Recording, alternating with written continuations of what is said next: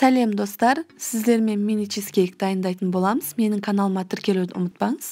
Менімен бірге жасап көріңіз. Ең бірінші балалар жейтін печеньені осылай үгітіп, ұсақтап езіп аламыз. Оқтаудың немесе блендердің көмегімен езіп алыңыздар. Содан соң еріген сармайымызға шекерімізді салып араластырамыз. Печеньемізге құйып, жақсылап араластырамыз. Міне осындай тесто шығады. Печеньемізді осылай қасықпен басқан кезде бір-біріне бірігу керек. Жақсылап араластырып аламыз. Енді кремін дайындайтын боламыз. Творожный сырға бір жұмыртқа жарып саламыз. Содан соң крахмал, шекер салып, жақсылап миксерлейтін боламыз.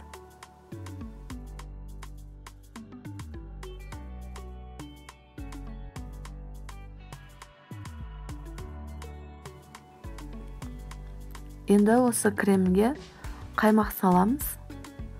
Менде 15% қаймақ. Осы арада лимонды сығып, суын құйып жіберсеңіздер, дәмі керемет болып шығады. Менде лимон жоқ болғандықтан қоспадым. Керемет иіс беріп тұру үшін ванилиннен кішкене ғана саламыз.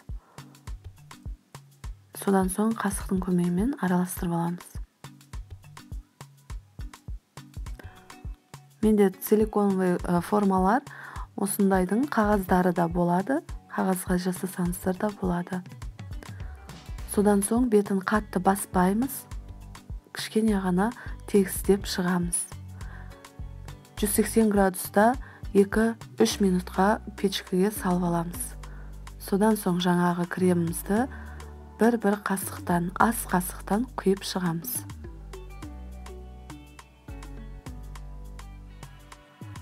Бетін осылай тегістейміз. Әрлеу жағын өз қалауыңызша әрлесеңіз болады.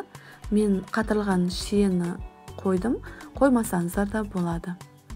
180 градуста 5-7 минутта пісіріп аламыз. Пешкіміздің градусына қарай пісіреміз. Әркімнің пеші әртүрлі болғандықтан пешіңіздің градусына қарай қолдансаңыз болады. Міне осындай болып шығады.